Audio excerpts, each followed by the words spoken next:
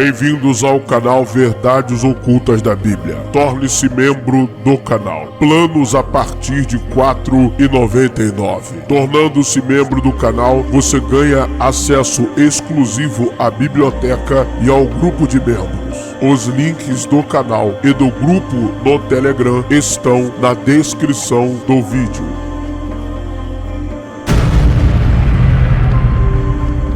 Ative o sino das notificações.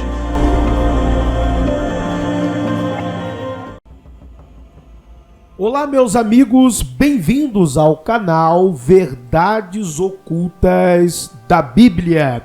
E hoje vamos falar de um fato que se encontra no Novo Testamento, a narrativa de que Jesus e Pedro, discípulo de Jesus, apóstolo, caminharam sobre as águas. Há uma história ou uma história parecida em outras religiões?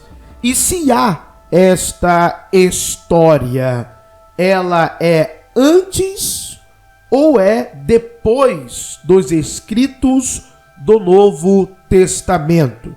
Bom, sim, há uma história de um discípulo, de um mestre que caminhou sobre as águas. Um discípulo de Buda, sim.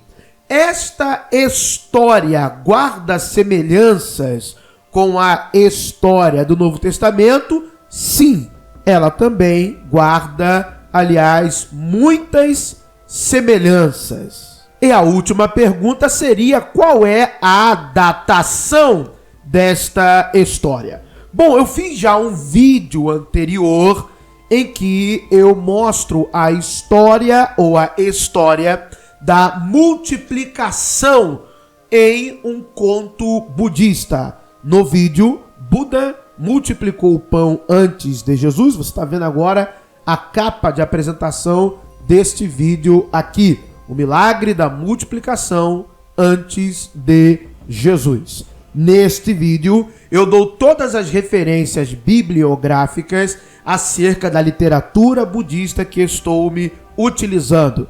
Os chamados e conhecidos contos Jataka. Os acadêmicos especializados na literatura budista irão datar os contos de cerca do século V antes de Cristo, século V antes da Era Comum, até o terceiro século depois de Cristo, o terceiro século da Era Comum. No vídeo anterior, eu dou um aprofundamento mais técnico e falo até dos acadêmicos e mostro as obras que estou me utilizando.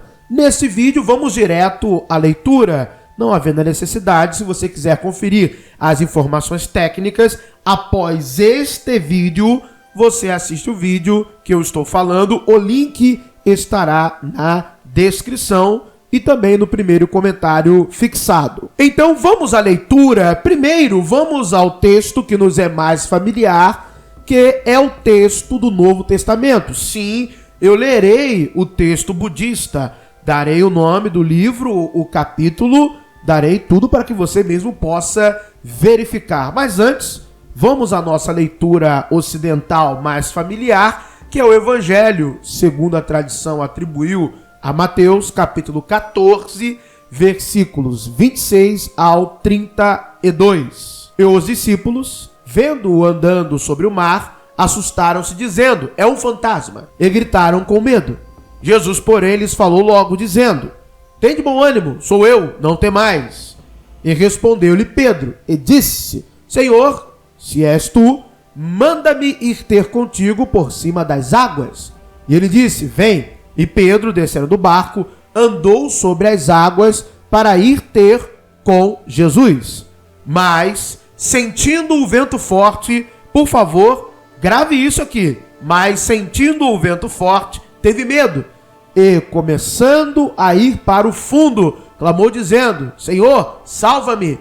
E logo Jesus, estendendo a mão, segurou, dizendo-lhe: homem de pouca fé, por que duvidaste? E, quando subiram para o barco, acalmou o vento. Toda esta situação irá se desenrolar no chamado Mar da Galileia, ou Mar de Tiberíades, mas que na verdade é um lago. Então, agora vamos à leitura do texto da literatura budista, Jataka 190, trecho 11, que vai dizer assim: esta história o mestre contou enquanto estava em Jetavana, sobre um leigo crente. Esta história o mestre contou enquanto estava em Jetavana, sobre um seguidor fiel. Esta era uma alma fiel e piedosa, um discípulo eleito. Uma noite, a caminho de Jetavana, ele chegou à margem do rio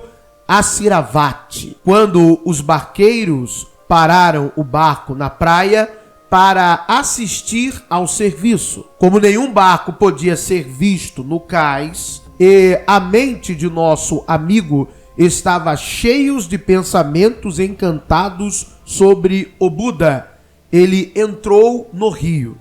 Seus pés não afundaram na água. Ele chegou até o meio do rio, caminhando como se estivesse em terra firme. Mas lá ele notou as ondas. Então seu êxtase diminuiu e seus pés começaram a afundar. Mais uma vez, ele se esforçou em alta tensão e caminhou sobre a água.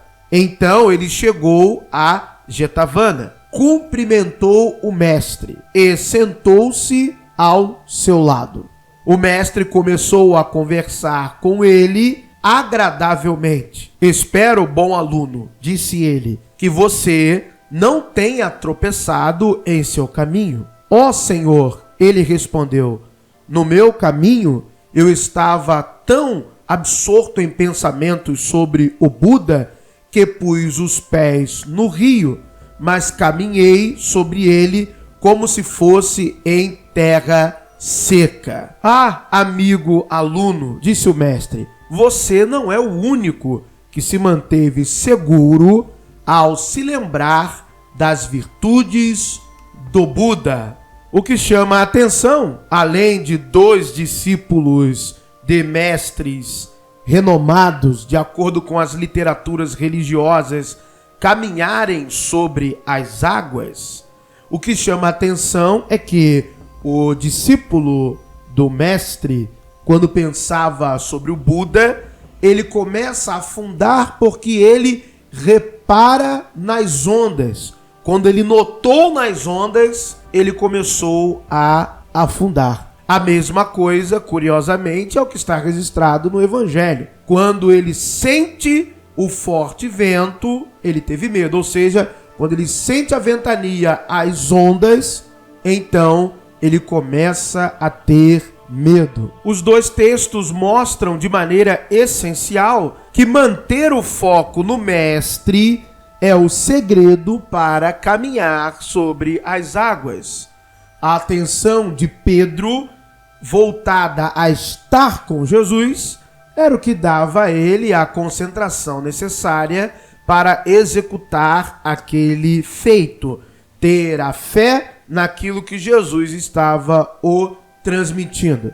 A mesma coisa se vê no conto. O pensamento estava encantado em estar focado no Buda, ou seja, manter a mente em Buda era o que mantinha aquele discípulo firmemente andando sobre as águas do rio. Obviamente, ambas as tradições guardam lições que, a nível simbólico, têm muita importância para a psique humana. Você já conhecia este paralelo com o Novo Testamento? Sabia que as escrituras budistas são mais antigas do que os escritos do Novo Testamento? Existem aquelas que foram compostas até no mesmo período? Não sabia?